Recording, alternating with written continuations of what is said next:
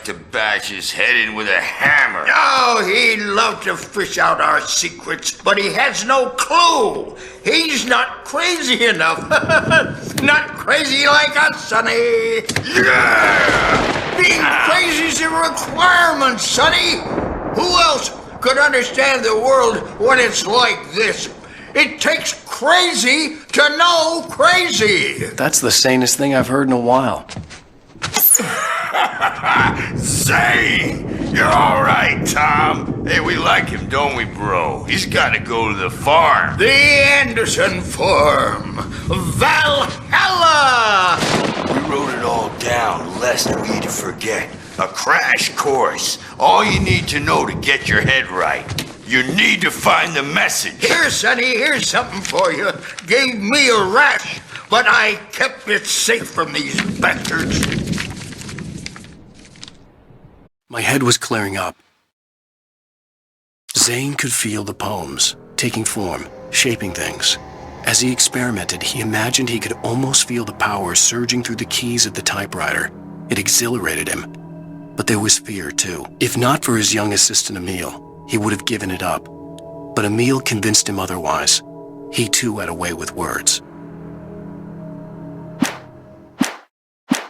Or according to Hartman, I was sinking back into the fantasy.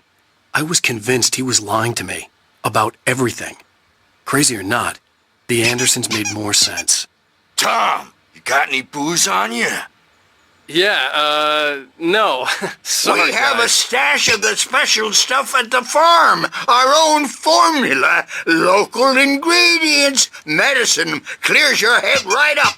Makes you remember like moonbeams on the brain. Oh, I just noticed. Leather patches on the elbows? That's not very rock and roll. Tom just lost is all. Baba Yaga got to him too, the damn witch. She used us all. Taken from all of us. Took my thunder, the witch. And my ravens. What were they? Memory and thought. The hag. She took something from you too, didn't she? That's what she does. We're better off. This place, the lake, it gives you power. If you're a creator, an artist, a god. Nightmare shifted in their sleep in the darkness of the lake. Yeah, that's the one. She makes sure it comes out twisted and wrong. Just ask the lamp lady. She knows what happened to that other writer. She's been using you, boy, and you let her. You went and opened the door for her, didn't you? Now, it was already open a crack. And whose fault is that? We're morally corrupt, disease-ridden, old and stupid. Doesn't mean he had to open it all the way, goddammit.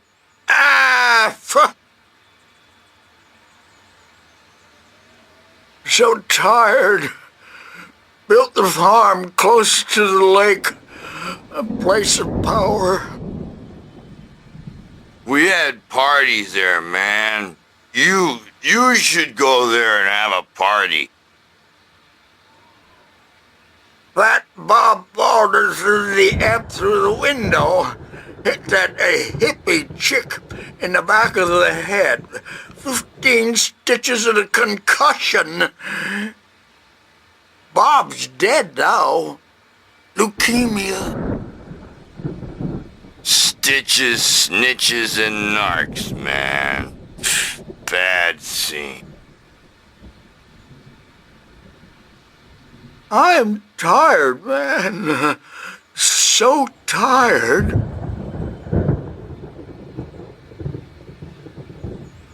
I want to go home.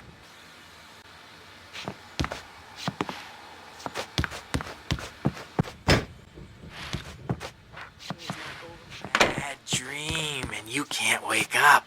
You can't hurt a nightmare because all dreams are only imagination. They're only in your head and they're not there when you wake up. So you can't wake up because I'm in charge now and I don't want to disappear. My nightmare is the publisher people who want to make a contribution so they can say they made a contribution. And then we end up with mullets in there because they think mullets are funny. But it wasn't supposed to be about mullets. And now it's about mullets. And when it's in slow motion, they call it mullet time because the numbers came back from marketing that mullet time is the hook we needed to go big in the target demographic. And they're not even kidding. They say it all like serial killers with straight faces and smiles. My nightmare is the writers who want to make everything from the characters to the toasters talk all the time and express their feelings so they won't shut up. And the writers won't shut up either because they have feelings too. And I have to listen to them because they're not scared of me. And everyone should just shut up. Shut up. Shut up. But I don't see nightmares anymore because I'm too scary for them. I take 2 pills every morning and 1 with every meal and 4 when I go to bed. And that makes me the scariest nightmare of all. Hey, Wake, why don't you humor Dr. Hartman and give the writing a shot, huh? Typewriter's in your room. You can get to your room by those stairs, Wake.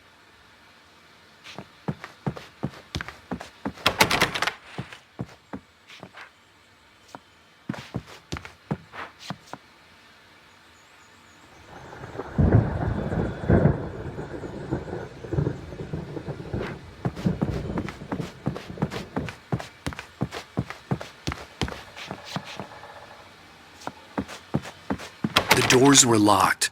Hartman and the nurses would have keys, but there was no way to get my hands on them. Something's wrong. I'm not myself. It's hard to think that there's a shadow inside my head. I can only focus on writing. Everything else is a blur. I'm trapped in this cabin, have been for days, but it's always dark outside. My editor is real. I saw her again. She's not human. It's not human. A dark presence is wearing the old woman's face. She was covered in clinging shadows. There's a hole in her chest where her heart should be. I think I've made a horrible mistake. I don't think I'm any closer to saving Alice. It's been lying to me, using me to get the story it wants, and the story will come true.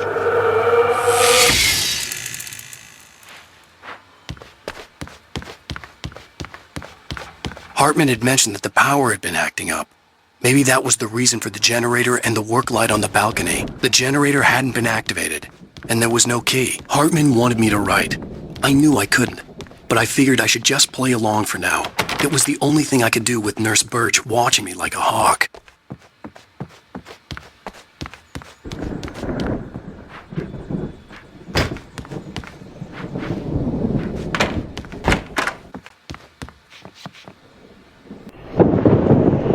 The white glare of the blank page in front of me hurt my eyes.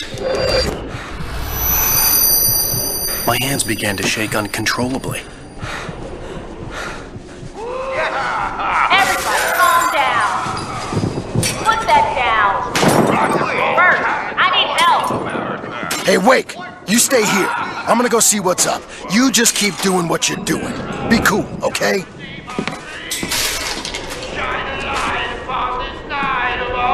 I didn't know what the chaos was all about, but it could be my only chance of getting out of here. Where the hell did he get a damn hammer? I don't know. What's up? Here's a friendly poke from Mjolnir, witch. Oh, afraid of the crazy brothers, are ya? Not so weak now, are we? Well, things are unraveling fast, aren't they? Ha ha! Nah! Ha ha ha! Hartman kept talking, giving Barry the grand tour, clearly proud of the place. He went on and on about his hunting trophies, and Barry was impressed. But he was here on business. He raised his voice, cut through the monologue. Hey, Hartman, where's Al? Hartman stopped in mid-sentence, annoyed at the interruption. He nodded at the hulking orderly standing nearby. The man smiled and clapped a practiced hand on Barry's shoulder.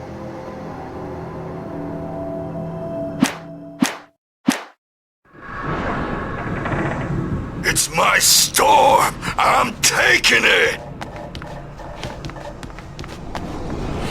We're on a comeback tour, baby! Sinclair looked bad. That wasn't a love tap. The crazy old fart hit her hard. If she was one of Hartman's goons, she had it coming. I could get the key to the office wing from Sinclair. The backstage is all yours, Tom. I had to get to Hartman's Seize your office. He destiny. had taken all my manuscript pages. That's where he'd been keeping them. Come out and face the music, Birch! It's time to pay the piper! Maybe you could come out and beat our wrinkled, adult diapered asses for us, since you're so tough, Birch.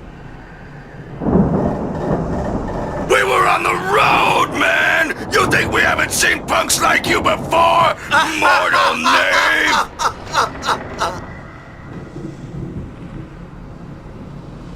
Yeah, you better hide, Birch. My wrath will break you. He's probably kidding, Birch. He's got a great sense of humor. Just ask Sinclair. Oh. Children of the Elder God, scourge your light upon the dark.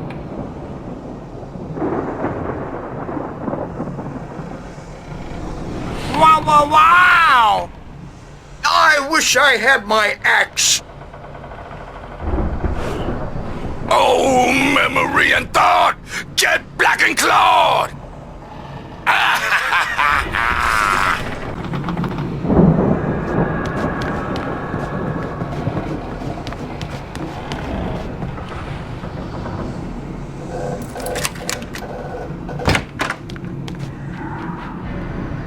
The photo on the wall caught my attention. In it, the clinic staff was standing outside the lodge. I knew the man next to Hartman. He was the kidnapper. Hartman had been playing me all along.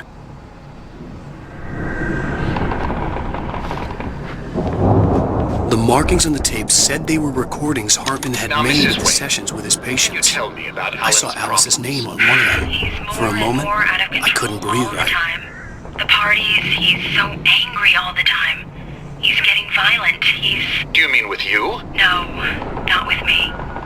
No, never. Sometimes I almost wish Alan would take a swing at me, because at least that lead to a conversation he couldn't just march out of. But no. Alan doesn't really sleep. And the work, well, he's not writing at all. He sits there for hours and just gets more and more frustrated. And I can't talk to him. Yes. Tell me, Mrs. Wake. What would you say to him if he'd listen? I don't know. I want to say, I look at you, and it's not you. Just some stranger who resembles you. Looking out from behind your eyes, and I don't like that guy much. And now it's all gonna go to hell. But you don't ever say this. No. I've tried, but he's not listening. He's too deep in his own problems, always going on about something else. I'm so afraid I'm gonna lose him, and we're not even talking anymore. He doesn't let me in anymore. He just keeps me in the dark. I'm so alone here, even when he's home. Please help me, Doctor, because I'm at my wit's end. Well, if you can just get him here, I'll absolutely do my very best. Yeah, but Doctor, you need to be careful with him. He's not just going to listen to you and cooperate. He's the most stubborn man I've ever met. Well, I'll be sure to bear that in mind. Hearing her voice, what she was saying made me happy and sick and guilty all at once. Worst of all, I recognized the words. The phone call from her. It had been a cut-up of this. Just a recording. Rudolph Lane's case is interesting. He was completely blocked, and frankly, I was about to discard him as useless. However, once Wake arrived and started writing, something changed in Rudolph. He's producing extraordinary work, increasingly dark pieces. Unfortunately, he doesn't respond to direction at all, and it's my belief that he's not so much a creator as an illustrator, perhaps, a recorder of sorts. I hadn't considered the existence of such a role before, let alone its implications, but the paintings he has produced are informative. At least he's easily controlled and useful. I wish I could say the same about Wake. It's frustrating that the best subjects are always so damn difficult to deal with.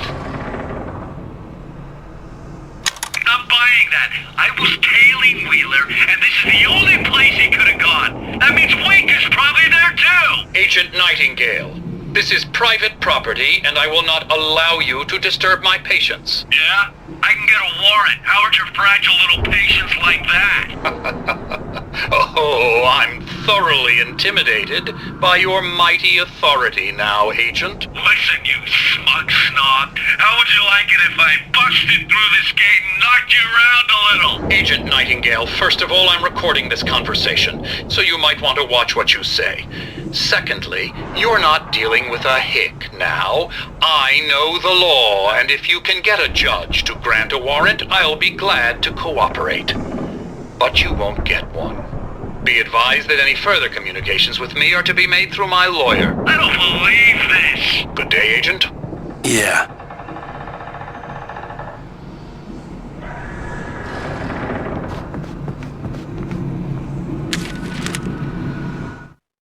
Hartman wasn't happy. Mott could see it in his eyes. He quickly lowered his own. He had made a mess of it, and he knew it. The shame of failure was hard to bear. He hadn't expected Wake to say he needed more time, and he blurted out 2 days, less than Wake had asked for to show him who was in charge. But that wasn't part of Hartman's plan.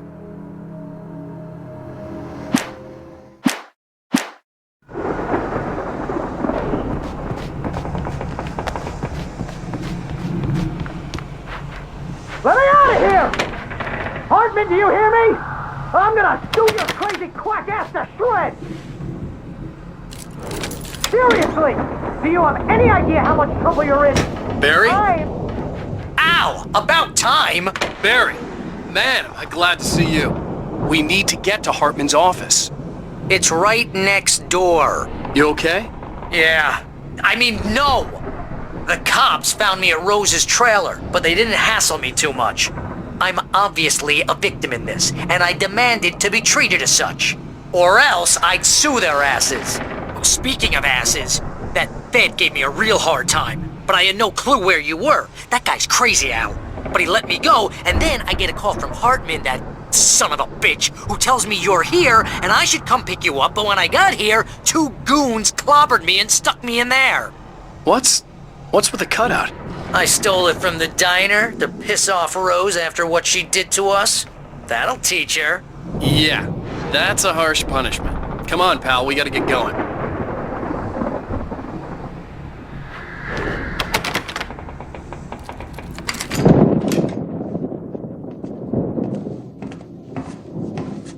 These were all the pages I had on me. And more.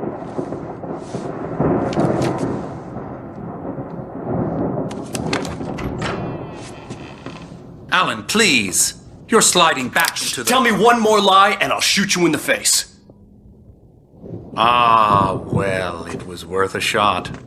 Really, Wake, come on. Let's work together on this. You have no idea... Hartman, shut up! Barry, get out of here. I'll catch up with you. Get a car. Oh, Al, let's just... Go! Wake, listen to me. This is a mistake. Don't you see? Together we can create something absolutely wonderful. With your ability and mine.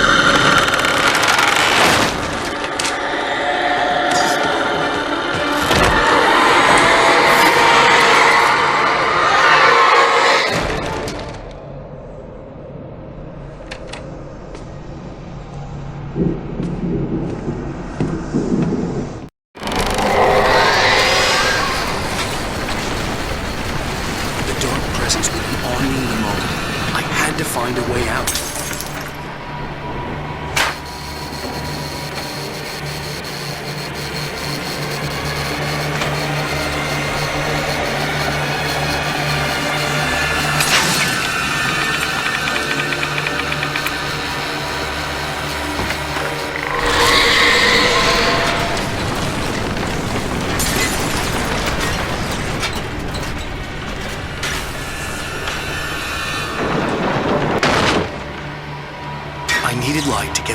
glass bookshelves out of my way.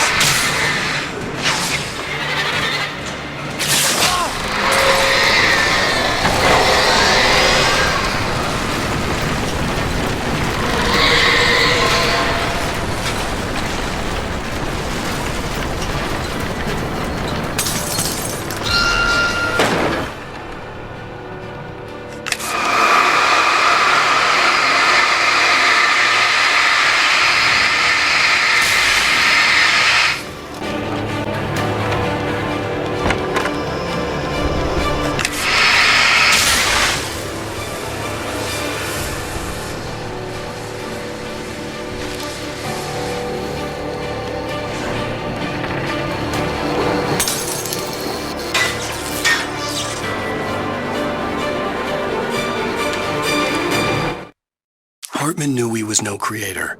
He had no ambitions on that front, and he certainly didn't want to end up like every artist he had worked with here, damaged in ways that were hard to describe, or worse. It was enough for Hartman to maintain creative control and provide direction, to be a producer. That was what most of these people were in need of anyway. Of course, suitable subjects were few and far in between.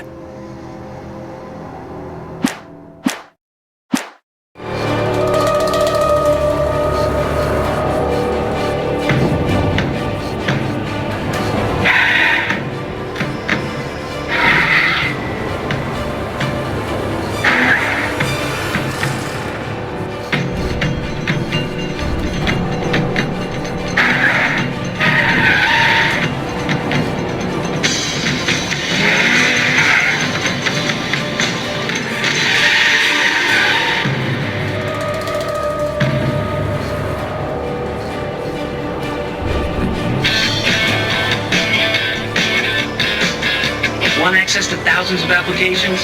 Verizon Wireless has you covered. Check out the latest games. Discover new music and old favorites. Social networking, sports scores, news. It's all at your fingertips. No matter what you're into, Verizon Wireless can satisfy your never-ending appetite for apps. Check out VCast apps and load up your phone.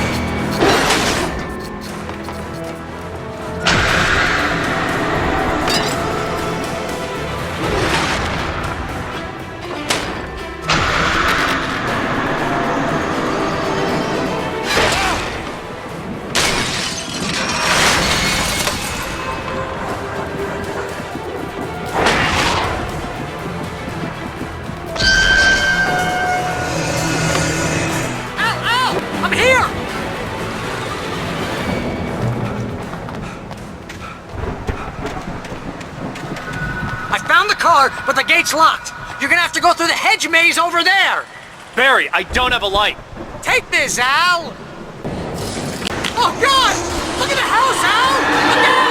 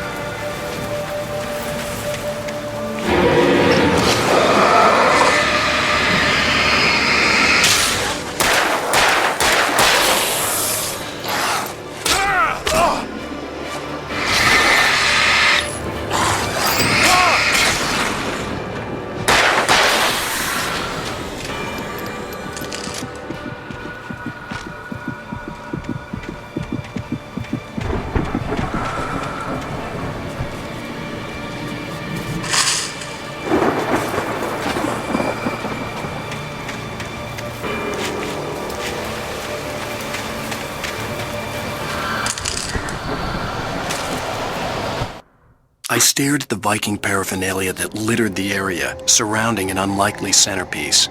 A full-size stage complete with an impressive sound system with all the trimmings, including a dragon. It took a special kind of crazy to build something like this in a remote field. When the sky split open with a deafening boom and the music started blasting, it felt strangely appropriate.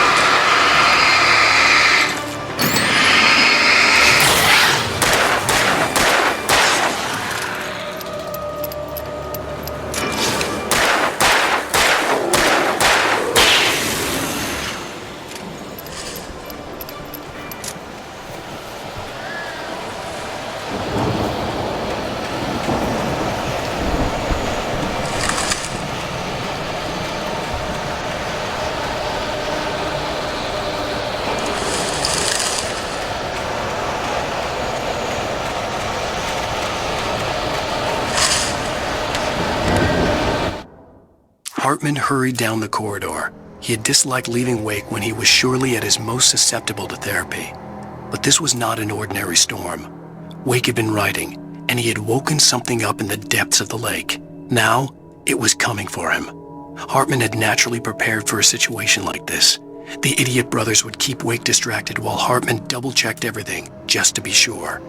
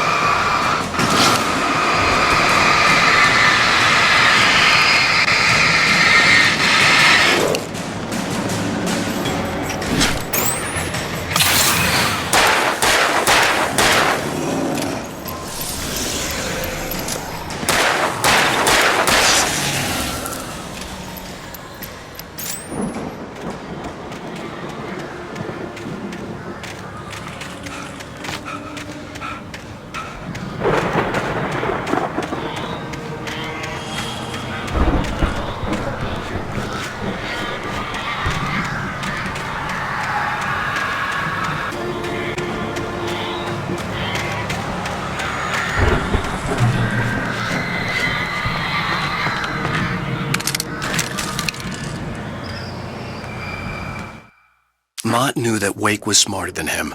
Wake had more money, a beautiful wife, everything. And Hartman said Wake was important. That made him better than Mott. But Mott was calling the shots now. He'd expected Wake to whimper and grovel, but instead, he seemed willing to fight. Mott knew he'd gotten under Wake's skin. If only Mott actually had his wife. The thought made him shiver.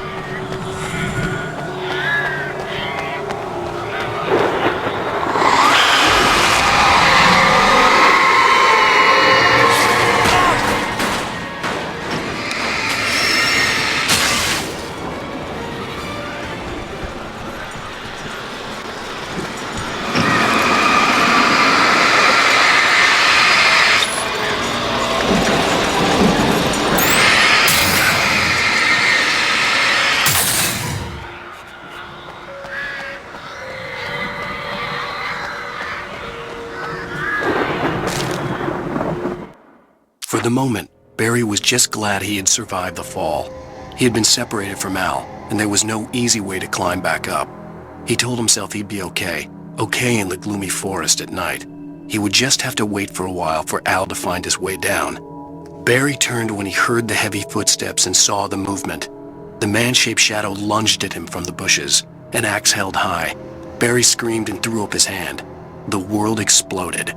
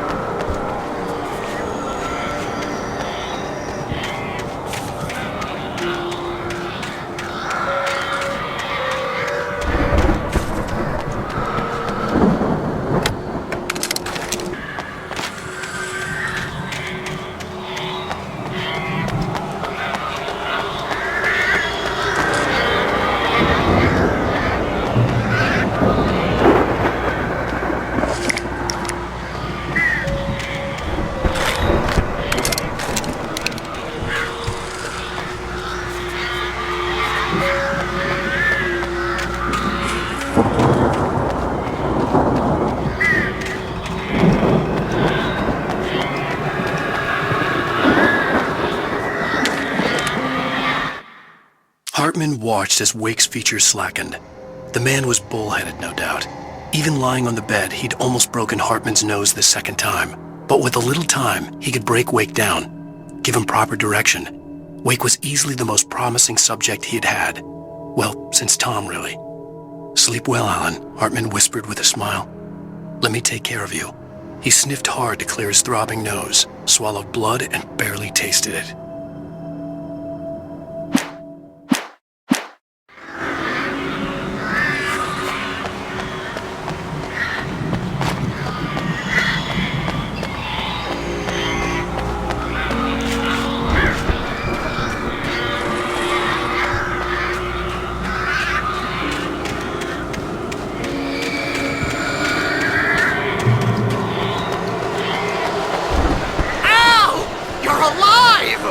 Let's get out of here. Can you open this gate? Maybe. Barry! Well, I slammed it shut when the nasty showed up, and the key fits kind of loose in the lock, so, Barry, I'll find it. Don't worry about it.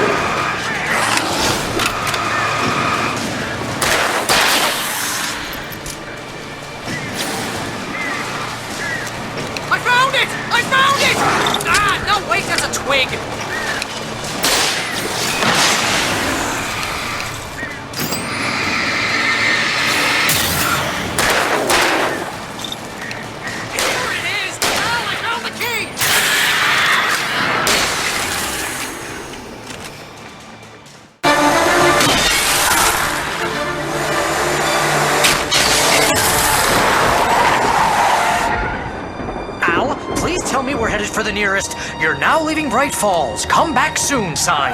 We're going to the Anderson farm. I knew you were gonna say something like that. You know what? You owe me big time for this. When this is through, if we make it, I don't care what anybody says, I'm done with darkness. You're gonna buy me a tanning bed as a gift, and I'm gonna live in it.